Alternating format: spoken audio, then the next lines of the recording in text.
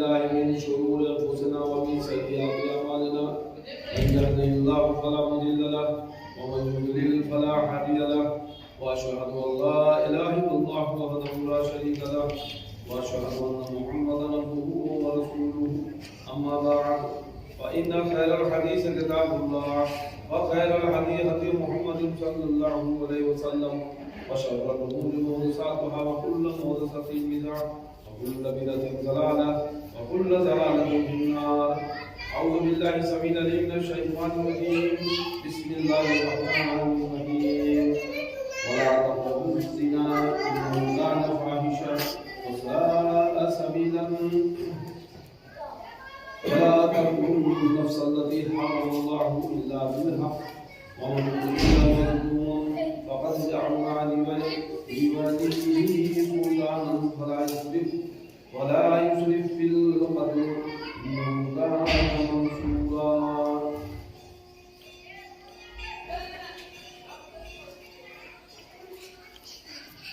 Rabbi इश्रह ली सदरी व यस्सिर ली अमरी वाहलुल उक़दतम मिन लिसानी यफ़क़हू क़ौली। आमीन। सारी तारीफ़ें हमद व सना की बिजाई बड़ाई प्रशंसा उस अल्लाह रब्बुल आलमीन के लिए लायक व है जिसने ज़मीन व आसमान सारी कायनात को पैदा किया और बाद उसके बेशबहा दरूद व सलाम हो उस नामे इसमें ग्रामी अहमद मुस्तफ़ा मोहम्मद मुस्तफ़ा सल्लल्लाहु अलैहि वसल्लम पर जिन्हें हमारी हिदायत और रहनुमाई के लिए भेजा गया। मुअज़्ज़ज़ हाज़रीन जुमा और जहाँ तक मेरी आवाज़ पहुँच रही हो सुनने वाली सभी काबिल एहतराम दिली माँ बहनों, अल्लाह रब्बुल आलमीन की तौफीक से एक बार फिर हमें जुमा की बेहतरीन घड़ियों में मस्जिद में आने का शर्फ हासिल हुआ और आज तारीख 19 फरवरी सन 2021 इस मोहम्मदी मस्जिद अहले हदीस निज़ाम यूपी में खुतबा जुमा के ताल्लुक से रब का कलाम नबी का फरमान मुझे कहने की आप सुनने की अल्लाह ताला ने तौफीक दी। उसके लिए सबसे पहले मैं अल्लाह रब्बुल आलमीन का शुक्र अदा करता हूँ। अपने भी कहने सुनने से पहले ये दुआ करता हूँ कि अल्लाह तो मुझे हक कहने की और आप सबों को हक सुनने की और हम सबों को कहने और सुनने से ज़्यादा अमल करने की तौफीक अता फरमाए। आमीन या रब्बल आलमीन। दोस्तों, मुसलसल गुज़श्ता 3 जुमों में आपने अल्लाह की नज़रों में मकबूल हाल इस सिलसिले से कुरान मजीद के सूरह इसरा या बनी इसराइल की चंद आयतें समाअत फरमाई। उसी सिलसिले की ये चौथी कड़ी आज है जिसमें आयत नंबर 32 और आयत नंबर 33 अभी आपके सामने अल्लाह की तौफीक से तिलावत की गई। अल्लाह रब्बुल आलमीन ने इस सूरे के छोटी छोटी मुख्तलिफ आयात में जिन चीज़ों को सिलसिलेवार गिनाया है, नाम दिया है और मना किया है, आखिर में जाकर कहा है कि सारी तमाम चीज़ें मखलूक़ात हैं, ये नापसंदीदा अमल है, अल्लाह को नापसंद है। तो इन तमाम चीज़ों से हमें आपने बचना है और ये तमाम चीजें मकरूहात में से अल्लाह को नापसंद है यानी हराम है और शरीयत के अंदर मकरूह लफ्ज नापसंद के मामले में जो लिया जाता है। तो इस आयत में इन आयतों के बाद जो आखिर में अल्लाह ताला ने फरमाया ये मकरूहात हैं, उससे ये पता चलता है कि हर उस अमल को जिसे शरीयत ने मकरूह करार दिया हो और जिसकी सिलसिलेवार के नाम बताया गया तो उसको आदमी ये हल्के में न ले, ये न सोचे कि इसमें हराम का लफ्ज नहीं आया है, नाजायज नहीं है, सिर्फ मकरूह कहा गया है तो इसलिए अगर हम कर भी दें तो कोई बहुत बड़ा गुनाह नहीं है, ऐसा नहीं है। और इसमें अभी तक आपने सुना कि हाँ कितने बड़े बड़े गुनाहों का नाम मकरूहात की कड़ी में लिया गया है। पिछली बार आपने सुना कि हाँ वला तक़तुलू औलादकुम खश्यत इम्लाक़, कि अपनी औलाद को मुफलिसी के डर से, गरीबी के डर से कत्ल मत करो। ये भी बड़ा गुनाह है, गुनाह कबीरा है। औलाद का कत्ल करना गरीबी के डर से या किसी भी वजह से, नाहक किसी का कत्ल इस्लाम में हराम है, मकरूह है, नाजायज है।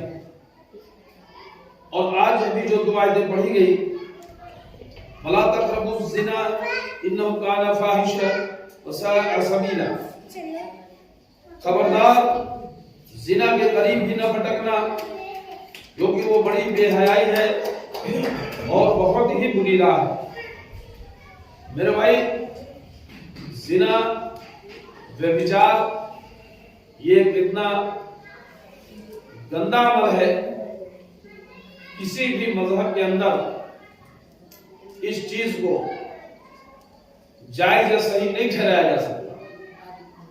और अगर कोई मजहब इसको जायज या सही ठहरा रहा हो तो मैं समझता हूं कि मजहब सही माने में मजहब कहने के लायक नहीं कि जिसमें इस कभी अमल को जायज करार दिया जाए। इस्लाम में तो कतई नहीं है। और चूंकि इतना बड़ा जुर्म है ये कि अगर कोई शादीशुदा मर्द या औरत अगर इस कभी गुनाह को करे तो इस्लाम में इतनी सख्ती बरती गई है इस बड़े गुनाह के सिलसिले में कि उस औरत को या उस मर्द को जो शादीशुदा हो और इस गुनाह का मुर्तकिब हो ज़िना का, तो उसे जिंदा रहने का हक नहीं दिया गया। उसे मारने का जो हुकूमत होगी, जो अमीर होगा, जो शासक होगा, वो यह हक लगाएगा। ऐसा नहीं कि कोई भी राह चलता आदमी या कोई भी आम आदमी कर दे, नहीं। जहां भी अगर शरई हुक्म होगा, इस्लामी हुक्म होगा, तो वहां पर उसे जिंदा रहने का हक नहीं है। और उसे मारने के लिए ये भी नहीं कि गोली से मार, तलवार से मार दे, नहीं, बल्कि पत्थर से मार के उसे मार देने का उसकी जो सजा है इस कबीर गुनाह की, वो ये है कि पत्थर मार कर उसकी जिंदगी को खत्म कर दिया जाए, ताकि माशरे में एक निशाने इबरत बन जाए। लोग देखें तो थर्रा उठे, कांप उठे। इतनी सख्त सजा। मेरे भाई, अभी अल्लाह न करे अगर आपके घर के किसी के साथ अगर ऐसा कोई अमल, कोई जबरदस्ती करे, तो आपका जी क्या चाहेगा कि वो अगर हमको मिल जाए तो मैं उसको ऐसा कर दूं, मैं उसको वैसा कर दूं। गुस्से से आप न जाने उसको कैसे कैसे क्या उसको तकलीफ पहुंचा सकते हैं, जान से मार सकते हैं। आज न जाने कितनी घटनाएं, कितने वाकयात रोजाना तकरीबन आप देखिए, अगर अखबारात में देखिए, खबरों में देखिए, आए दिन कहीं ना कहीं किसी का बलात्कार हो जा रहा है, जबरन ज़िना हो जा रहा है। बच्चियां हो, बच्चे हो, बूढ़ियां हो, औरतें हैं, मां ज़िना तो ज़िना, उनको भी मार भी दिया जा रहा है। हुकूमत भी परेशान, लोग भी परेशान। इसका इलाज क्या किया जाए? अभी हमारी यूपी गवर्नमेंट अब उसने एक नया इलाज सोचा कि अब ऐसा है कि ये गुनाह की वजह जो है वो मोबाइल है। अब मोबाइल में जो पोर्न वीडियो लोग देखते हैं उसकी वजह से ज्यादा गुनाह होता है। तो लिहाजा अब पोर्न साइट पर नजर रखी जाएगी और जो भी कोई शख्स ज्यादा पोर्न वीडियो को देखेगा और उस इलाके में अगर कोई ऐसी घटना होती है, कोई ज़िना का, कोई बलात्कार का केस होता है, तो उस शख्स को पुलिस उठाएगी और उससे पूछताछ करेगी। ये हो सकता है कि फिर ये भी उसमें शामिल हो, मुलव्विस हो या कुछ इससे सुराग मिले। नया शकुफा, नया तरीका।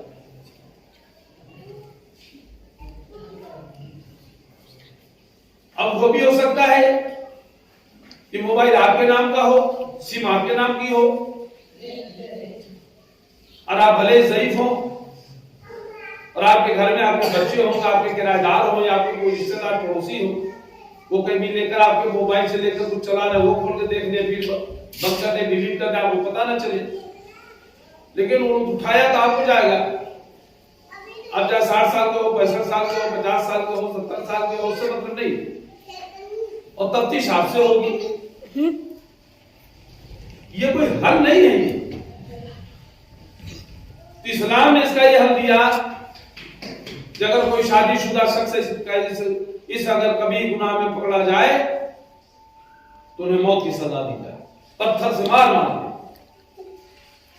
सुनने में तो बड़ा लगता है कि बहुत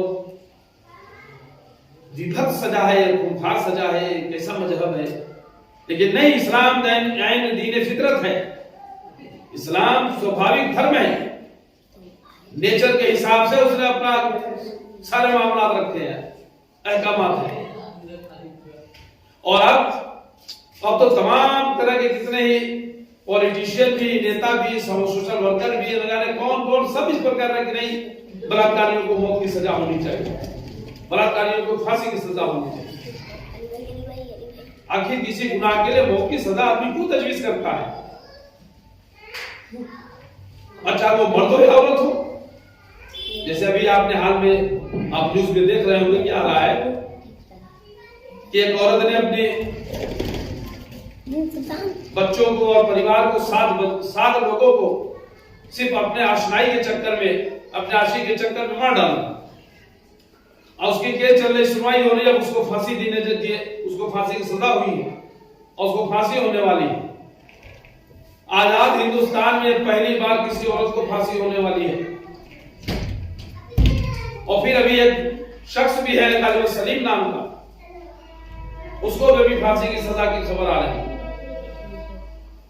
तो फांसी क्यों दी जाती है? चलिए, उसने 6-7 लोगों को कत्ल कर दिया, इसलिए तो इस्लाम में अभी इसके बारे में भी आएगा। अगर कोई किसी को मारे, किसी को कत्ल करे, तो उसके बारे में इस्लाम का क्या हुक्म है? तो ये ज़िना के ताल्लुक से इतना बड़ा गुनाह है, इतना बड़ा गुनाह है, अल्लाह रब्बुल आलमीन ने कहा कि इसके करीब भी मत भटकना, बड़ी बेहयाई है और बहुत ही बुरी राह है। करने तो बात तो दूर, इसके करीब भटकना भी नहीं। और इस्लाम ने हर उस दरवाजे को बंद किया है जहां से इसकी शुरुआत होती है। आप अगर रास्ते में निकले हो, बाजार में निकले हो, मोहल्ले में निकले, पड़ोस में निकले, कहीं अगर कोई नामहरम पे नजर पड़ जाए तो फिर आपको पलट के उसे देखने के लिए मना किया गया। या आप नामहरम को देख नहीं सकते। किसी नामहरम से आप अकेले में तन्हाई में बात नहीं कर सकते। वहां 2 वो होते हैं तो तीसरा शैतान भी मौजूद होता है। आप किसी भी नामहरम से बिना किसी उज़्र के आप उसे मोबाइल पे, फोन से भी बात नहीं कर सकते कि चलो कुछ देर बात करें, थोड़ा सा बातचीत सुनेंगे, उसकी आवाज सुनेंगे, लुत्फ उठाएंगे। नहीं,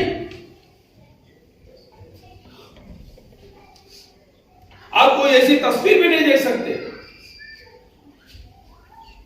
जो ज़िना के करीब आपको ले जाने का जरिया बने। अगर आप इस तरह से अपने आंखों को कहीं इस्तेमाल करते हैं तो आंख की ज़िना होगी। अगर ज़िना के ताल्लुक से अगर कोई काम अगर आपने अपने हाथों से किया हो तो हाथ की ज़िना होगी। अगर आपने इस कभी अमल को करने के लिए आप कहीं चल के गए, कदमों से गए, तो पैरों की भी ज़िना होगी। इसी तरह से दिल की, दिमाग की, जिस्म के एक आज़ा की, और जब अगर आप ज़िना कर लेते हैं तो मुकम्मल पूरे जिस्म की ज़िना होगी। इसे अल्लाह रब्बुल आलमीन ने इसे बेहयाई का अमल करार दिया है, इसे बहुत बुरा अमल करार दिया, और इसको करने वाले के लिए मौत की सजा सुनाई दी। वो भले ही किसी के ताल्लुक से हो, किसी भी मजहब में हो, इस अमल को हम कोई भी इसे पसंद करना नहीं चाहता, कोई भी इसको पसंद नहीं करता।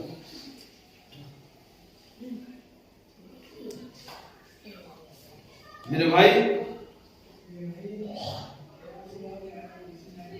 इसी के बाद दूसरी जो आयत आती है उसमें अल्लाह रब्बुल आलमीन ने इरशाद फरमाया, और किसी जान को जिसका मारना अल्लाह ने हराम कर दिया, हरगिज़ ना हक कत्ल न करना, और जो शख्स मजलूम होने की सूरत में मार डाला जाए, हमने उसके वारिस को ताकत दे रखी है कि बस उसे चाहिए कि मार डालने में ज्यादती न करे, बेशक वो मदद किया गया है। हक के साथ कत्ल करने का क्या मतलब? यानी कि एहसास में बदले में कत्ल करना है, जिसको इंसानी माशरे की जिंदगी और अमन और सुकून का बाइस करार दिया गया है। जिस तरह से कि ज़िना के ताल्लुक से भी गुजरा, शादीशुदा शख्स हो तो उन्हें कत्ल किया जाएगा,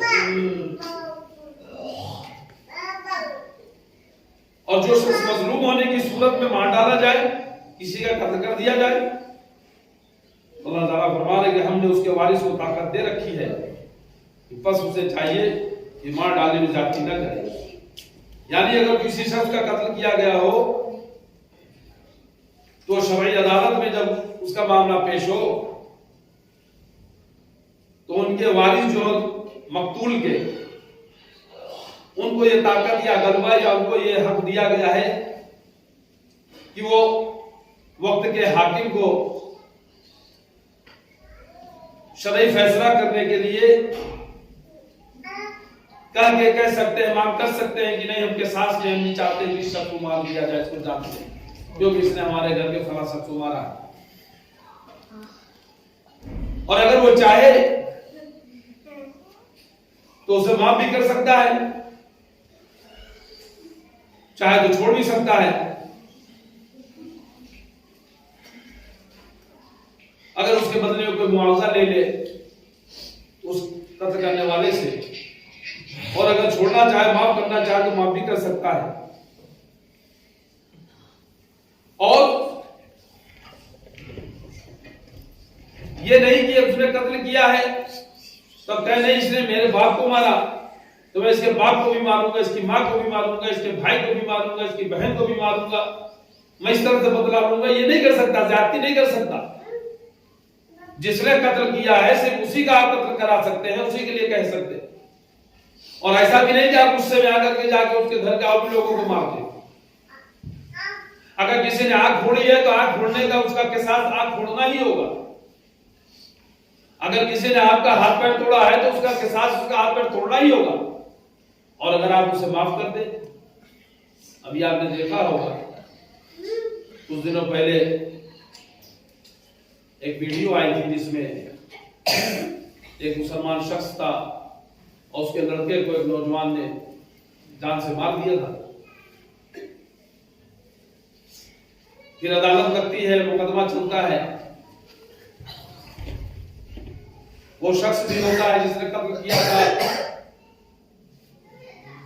और जिसका बेटा कत्ल किया गया था वो उसका बाप भी मौजूद था। जब सजा की बात आती है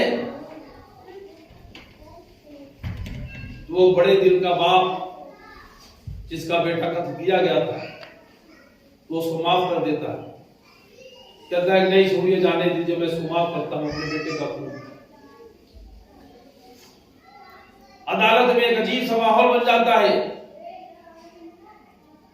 और गालिबन जज भी और वहां कितने लोगों के आंखों में आंसू आ जाते हैं। वो कातिल जिसने कत्ल किया था, जिसे सजा मिलनी चाहिए थी,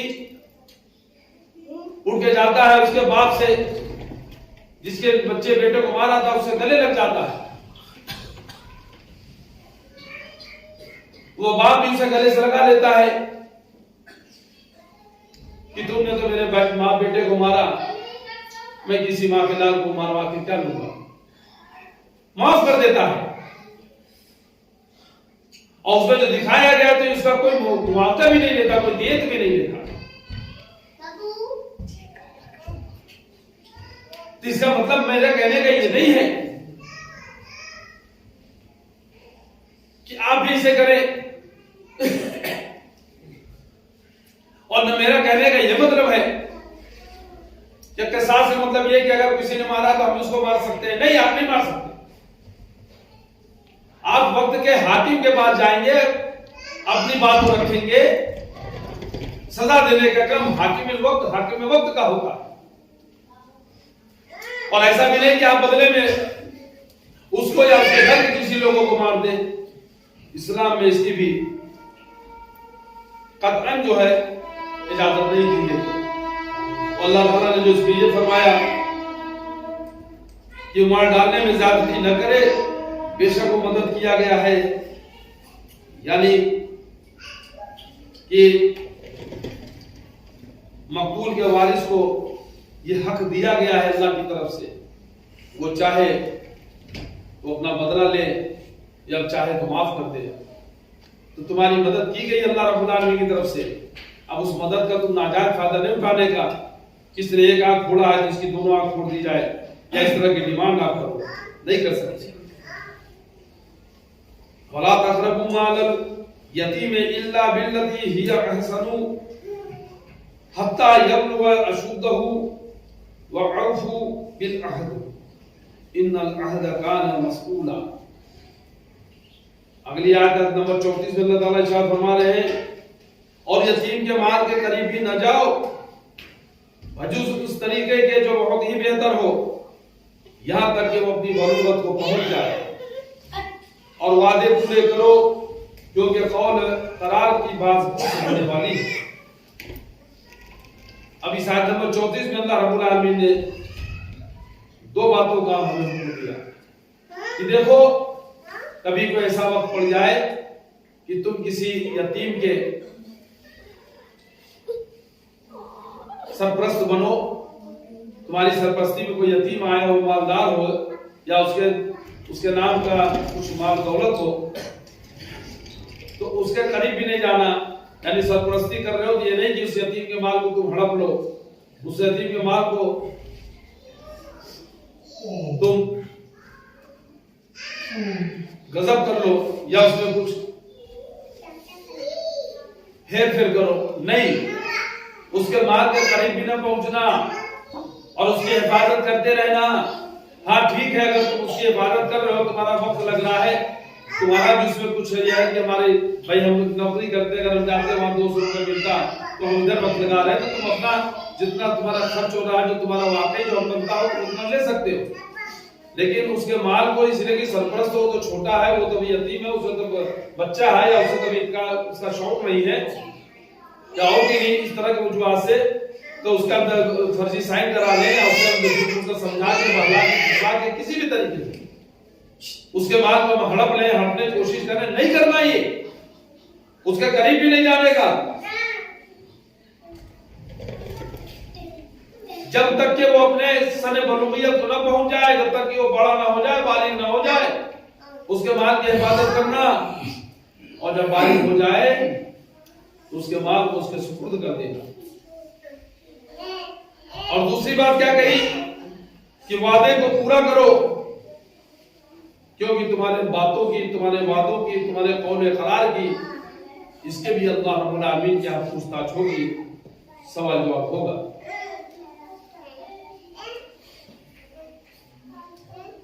अभी अल्लाह रब्बुल आलमीन पिछली आयतों में हमें क़िसास के ताल्लुक से किसी की जान को नाजायज तरीके से ज़ाया करने की मुमानियत फरमाई, उसके बाद किसी यतीम के माल को ज़ाया करने से रोका जा रहा है, और यहां तक फरमाया जा रहा है कि देखो, उसके माल को तुम गलत तरीके से इस्तेमाल नहीं करने का, उसे हड़पने की कोशिश नहीं करने का, हेरफेर नहीं करने का, न तो उसके माल को बगैर सोचे समझे कोई ऐसे कारोबार में लगा दो कि वो जाया हो जाए, खसारे में चला जाए, या ये भी नहीं कि उसके मालिक होने से पहले उसका माल तुम उड़ा डालो, खर्च कर डालो, खत्म कर डालो, ये हर तरीकों से आपको बचना है। और इसके बाद ये अहद के बारे में, वादे के बारे में अल्लाह रब्बुल आलमीन ने इरशाद फरमाया कि जो भी अगर तुम आपस में एक दूसरे से जो वादा करो, कोई कसम खाओ, किसी बात को अहद व पैमान करो, तो उसका पूरा करना जरूरी है।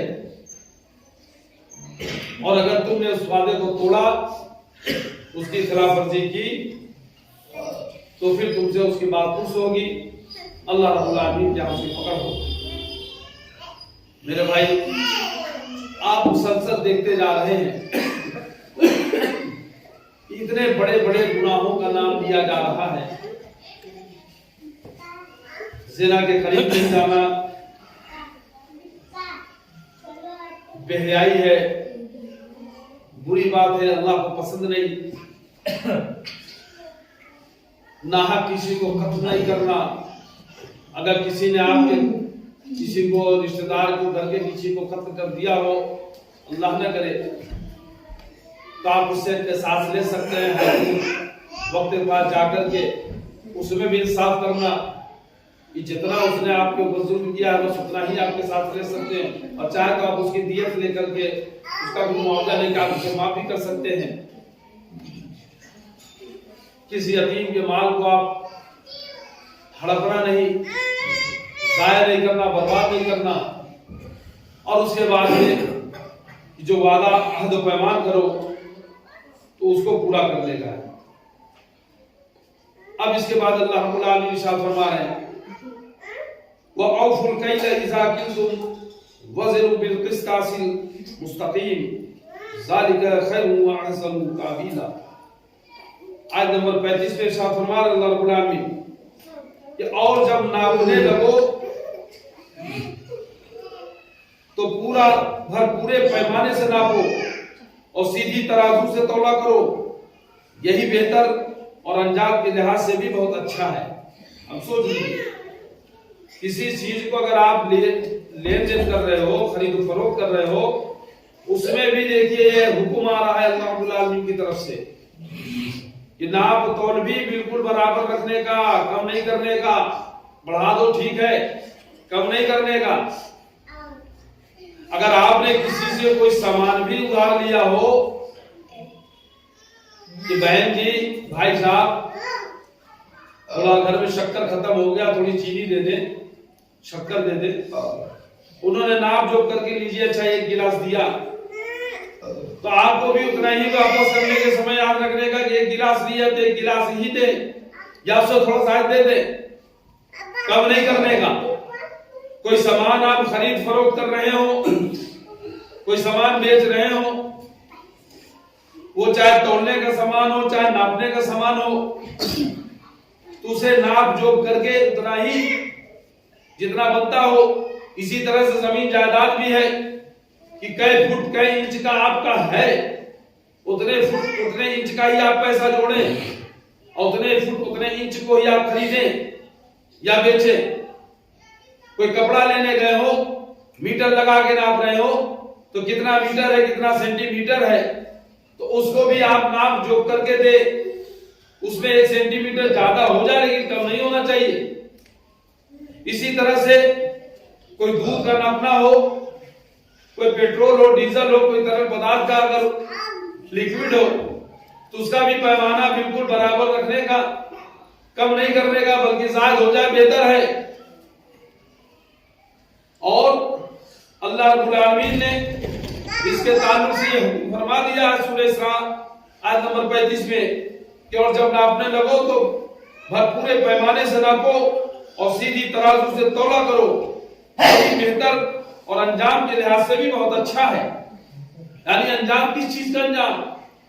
अंजाम उस आखिरत के अंजाम से बचाने के लिए, उस आखिरत के अंजाम में आपको इसकी सजा से बचाने के लिए, इसके गलत जो अंजाम होने वाला उसे बचाने के लिए अल्लाह रब्बुल आलमीन ने इरशाद फरमा रहा है तुम्हारे अंजाम के लिहाज से भी बेहतर है कि कम नहीं तोड़ने का, कम नहीं नापने का।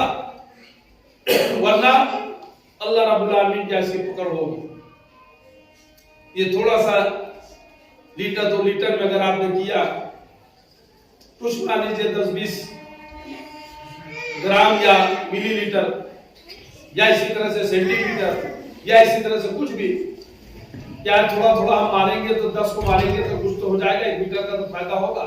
नियत में आपके खन्नास भरा हो, अब थोड़ा थोड़ा मार रहे हो, मेरे भाई दुनिया के लिए आपको थोड़ा सा फायदा जरूर समझ में आ रहा होगा, बुरा है, लेकिन आखिरत के लिहाज से आपकी आखिरत बिगड़ रही है, आपकी आखिरत बिगड़ रही है। और अल्लाह रब्बुल आलमीन क्या इसकी पकड़ होगी तो कोई बचाने वाला नहीं, वहां कोई दियत नहीं दी जाएगी, वहां पर कोई मुआवजा नहीं चलेगा। इसलिए इसी दुनिया में इन अहकामात को जो हम सुन रहे हैं, अपने दिलो दिमाग में इसको गांठ ले, बिठा ले कि हाँ हमें अब इन कामों से बचना होगा। जिना के करीब हमें नहीं जाना है, वो मोबाइल की शक्ल में हो, वो फोटो की शक्ल में हो, वो वीडियो की शक्ल में हो, वो किसी नामहरम की शक्ल में हो, हमें नहीं जाने का, जिना के करीब भी नहीं जाने का, किसी को नाहक कत्ल नहीं करने का। किसी ने अगर कत्ल कर दिया हमारे किसी घर के लोगों को तो उसके बदले में उसके 2-4 लोगों को नहीं मारने का, उसको जाकर खुद मार करके बदला नहीं लेने का। हाकिमुल वक्त के पास जाकर के अपने किसास का वहां पे आप तो तलब कीजिए। अब यहाँ की हुकूमत में तो जो सजा रखी गई है तो वो आप वहां पे जाके कहेंगे, वो हुकूमत आपको उसमें तजवीज करेगी, देगी। वरना इस्लाम के ताल्लुक से तो किसास का बदला दिया गया कि थोड़ा हाथ के बदले आप जान के बदले जान, और अगर आप कुछ देर लेकर के कुछ अगर आप उसका मुआवजा लेके माफ कर दे तो आपकी मर्जी है। और इसी तरह से आप किसी यतीम के माल को हड़पे नहीं, उसके अगर वारिस बन रहे हैं तो उसके बालिग होने तक उसके माल की हिफाजत करें। और जो भी अगर कोई वादा आप किसी से करते हैं उस वादे को आप पूरा करिए। अक्सर कभी एक चीज और आती है शुबा लोगों के बीच में, जैसे कोई कहता है कि हाँ भाई साहब, आप खुर्शी साहब आप कब मिलेंगे? हाँ मैं कल आपसे मिलूंगा, सुबह में मिलूंगा 10 बजे इंशाअल्लाह। अगर भूल गए कि मैं कल मिलूंगा तो लोग कहते नहीं भाई इंशाअल्लाह कहिए, हाँ इंशाअल्लाह मैं कल 10 बजे मिलूंगा। तो इंशाअल्लाह कह करके आदमी सोचता है कि अब तो हम छूट गए, हम जाए चाहे ना जाए। ऐसा नहीं है, ये वादा हो गया मिलने का। ऐसा नहीं कुछ लोग सोचते हो कि जब हम वादा लफ्ज कहेंगे तब वादा होगा, कि मैं वादा करता हूं कि 10 बजे आऊंगा तब वादा हुआ। मैंने कहा 10 बजे आऊंगा तो ये वादा नहीं हुआ। नहीं, अब निकाह कबूल करता है कोई शख्स तो क्या ये कहता है क्या जब काजी पूछता निकाह कबूल है, कहा मैं वादा करता हूं कि मुझे निकाह कबूल है, कहता कोई क्या? ये नहीं कहता कि हाँ कबूल है, यानी उसने ये वादा कर लिया कि हाँ मैं इसको बीवी बांधूंगा, इसके रहने सहने खाने पीने घूमने फिरने शौक श्रृंगार दवा दरबार हर चीज की जिम्मेदारी और मेरे जिम्मे होगी, मैं इसका ख्याल रखूंगा, मैं इसके जो है शौहर के हुकूक को मैं अदा करने की कोशिश करूंगा इंशाअल्लाह। तो अगर आपने किसी से कह दिया कि हाँ कराऊंगा, हाँ कल आपको दूंगा, हाँ ठीक है आपको इतने बजे मैं आपको ये फोन करूंगा, अभी कहते इंशाअल्लाह। इंशाअल्लाह कह के तो इंशाअल्लाह तो जरूरी है कहना, क्योंकि अल्लाह चाहेगा तभी हम कर पाएंगे। लेकिन इंशाअल्लाह लगाने के बाद भी ये समझ लें कि वादा हो रहा है ये। अब अगले लोग ने कहा है कि 2 घंटे बाद, हाँ ठीक है कभी हो सकता है इंसानी ज़हन है किसी काम में मसरूफ पे भूल गए तो आप माफी तलाफी कर लें, भाई साहब माजरत चाहता हूँ मेरे ज़हन से उतर गई थी बात, आपको फोन नहीं कर पाया, माजरत कर लें। देखिए देखने में बज़ाहिर बड़ी छोटी छोटी चीजें लगती है, लेकिन अल्लाह की नजरों में देखिए गिरफ्त हो रही है, पकड़ हो रही है। आखिरत में इस पर पूछगछ होगी, आखिरत में इस पर जो है सवाल होगा। आखिरत में इस पे अल्लाह रब्बुल आलमीन के यहाँ हिसाब किताब में इसकी भी बात होगी।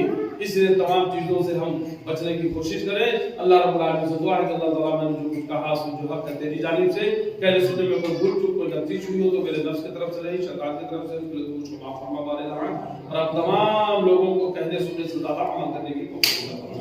अल्लाह इन तमाम चीजों से जिसने ये सिलसिलेवार बयान किया है, इन तमाम कभी गुनाहों से, इनके अलावा भी जो गुनाह कबीरा गुनाह सगीरा है, जो गुनाह अजीम जुल्म अजीम है, जो सबसे बड़ा गुनाह शिर्क है, बिदअत मुनाफिकात, इन तमाम चीज़ों से भी अल्लाह ताला हम तमाम दीनी भाई बहनों को अल्लाह ताला हिफाजत फरमा। हमें जब तक जिंदा रख, ईमान पे रख, कुरान सुन्नत पे रख, जब मौत देते की राहों पर चलते हुए शहादत की मौत देने का बदल। अल्लाह जैसे हमको यहाँ मिलाया ऐसे हम सबको मरने के बाद मैं अपने अहल वयाल के जन्नतुल फिरदौस अता कर, जन्नतुल फिरदौस अता कर, जन्नतुल फिरदौस अता कर। जहन्नम के अज़ाब से बचा, कब्र के अज़ाब से बचा, फितने दज्जाल से बचा, जहन्नम के अज़ाब से बचा, कब्र के अज़ाब से बचा, फितने दज्जाल से बचा, जहन्नम के अज़ाब से बचा, कब्र के अज़ाब से बचा, फितने दज्जाल से बचा। अल्लाह हमारी कुल जाए दुआओं को, वास्तव को जिन्होंने से दुआओं को कहा हो उनकी भी जाए दुआओं को कबूल फरमा। आमीन या रब्बल आलमीन। अस्सलामु अलैकुम व रहमतुल्लाहि व बरकातहू।